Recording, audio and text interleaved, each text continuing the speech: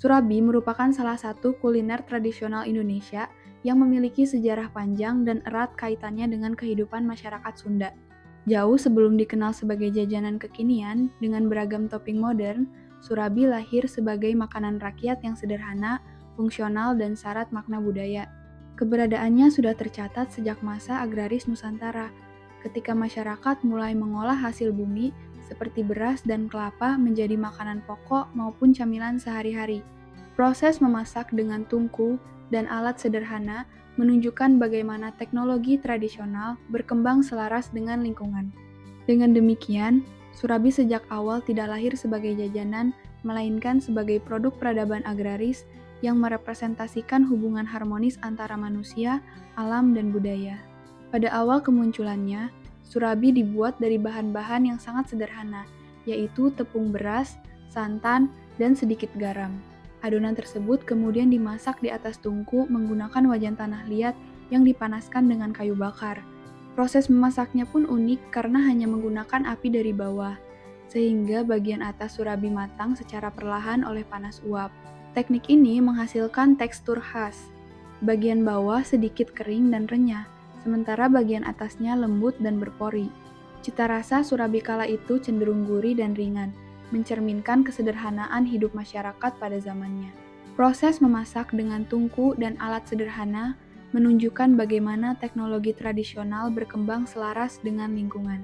Dengan demikian, surabi sejak awal tidak lahir sebagai jajanan, melainkan sebagai produk peradaban agraris yang merepresentasikan hubungan harmonis antara manusia, alam, dan budaya.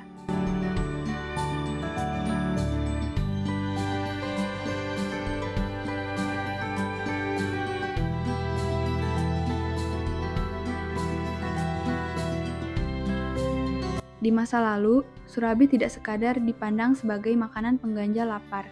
Dalam tradisi masyarakat Sunda, surabi sering hadir dalam berbagai kegiatan sosial dan ritual, seperti selamatan, syukuran panen, atau acara keluarga. Surabi menjadi simbol kebersamaan dan rasa syukur atas hasil alam. Karena bahan-bahannya mudah diperoleh dan proses pembuatannya relatif sederhana, surabi pun cepat menyebar ke berbagai daerah di Jawa Barat dengan penyesuaian kecil sesuai selera lokal.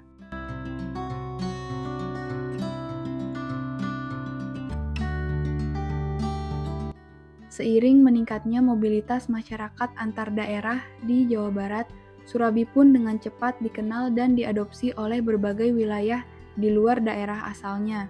Meski bahan dasar dan teknik memasaknya relatif sama, setiap daerah mulai memberikan sentuhan khas sesuai dengan selera dan kebiasaan masyarakat setempat. Di beberapa wilayah, surabi lebih sering disajikan dengan rasa gurih yang kuat, misalnya dengan tambahan oncom atau lauk sederhana lainnya. Sementara di daerah lain, masyarakat mulai memadukannya dengan rasa manis, seperti gula aren cair atau kelapa parut, menyesuaikan dengan tradisi konsumsi jajanan lokal yang sudah lebih dulu berkembang.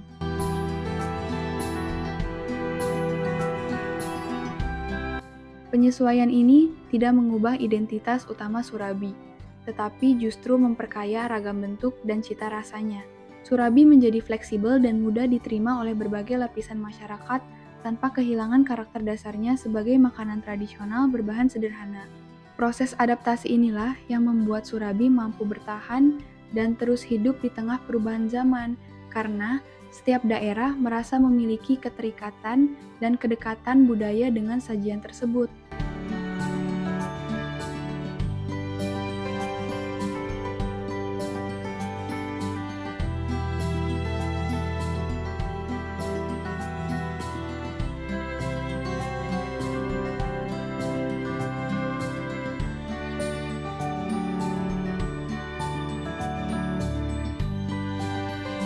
Memasuki era kolonial dan pasca kemerdekaan, surabi tetap bertahan sebagai jajanan tradisional yang dijual di pasar-pasar, pinggir jalan, dan lingkungan perkampungan. Namun, pada masa ini, surabi masih identik dengan citra makanan tradisional yang biasa saja dan cenderung dikonsumsi oleh kalangan tertentu, terutama masyarakat lokal dan generasi yang lebih tua. Varian rasanya pun masih sangat terbatas, umumnya hanya surabi polos atau surabi dengan tambahan oncom di bagian atasnya. Perubahan mulai terlihat ketika Indonesia memasuki era urbanisasi dan modernisasi yang lebih masif. Gaya hidup masyarakat mulai bergeser, termasuk dalam hal konsumsi makanan. Surabi perlahan mengalami transformasi, baik dari segi tampilan, rasa, maupun cara penyajiannya. Inovasi mulai muncul dengan penambahan topping manis seperti gula merah cair, kinca, koklat, keju, hingga meses. Surabi tidak lagi hanya gurih, tetapi juga manis dan lebih variatif, sehingga mampu menjangkau selera konsumen yang lebih luas.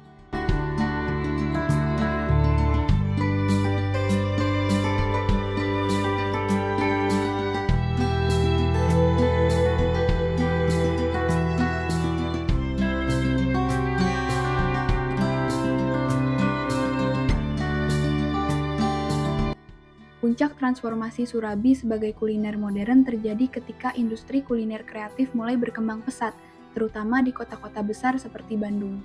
Surabi kemudian naik kelas dari jajanan tradisional pinggir jalan menjadi menu yang disajikan di kafe dan kedai dengan konsep yang lebih kekinian. Wajan tanah liat dan tungku tradisional masih dipertahankan sebagai ciri khas, tetapi dikombinasikan dengan branding modern, kemasan menarik, serta inovasi rasa yang mengikuti tren pasar. Disinilah generasi Z mulai memainkan peran penting dalam perjalanan Surabi. Generasi yang tumbuh bersama media sosial ini tidak hanya melihat makanan dari segi rasa, tetapi juga dari sisi visual, cerita, dan pengalaman. Surabi yang dulunya sederhana, kini hadir dengan topping unik seperti red velvet, matcha, tiramisu, lotus biscoff, hingga es krim. Bentuk dan warnanya dibuat lebih menarik, fotogenik, dan instagramable, sehingga mudah viral di media sosial seperti Instagram dan TikTok. Bagi generasi Z, Surabi bukan sekadar makanan tradisional, melainkan simbol dari perpaduan antara nostalgia dan modernitas. Mereka menikmati Surabi bukan hanya karena rasanya, tetapi juga karena ceritanya tentang bagaimana makanan sederhana dari masa lalu bisa beradaptasi dengan zaman tanpa kehilangan identitas aslinya. Surabi menjadi contoh nyata bahwa kuliner tradisional tidak harus ditinggalkan, melainkan bisa terus hidup dengan berinovasi. Hingga saat ini, Surabi terus berkembang mengikuti dinamika selera generasi muda.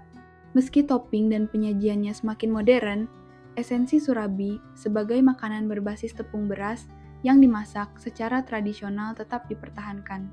Hal inilah yang membuat Surabi mampu bertahan lintas generasi, dari makanan rakyat di masa lalu, jajanan pasar di era modern awal, hingga kuliner trendy yang digemari generasi Z.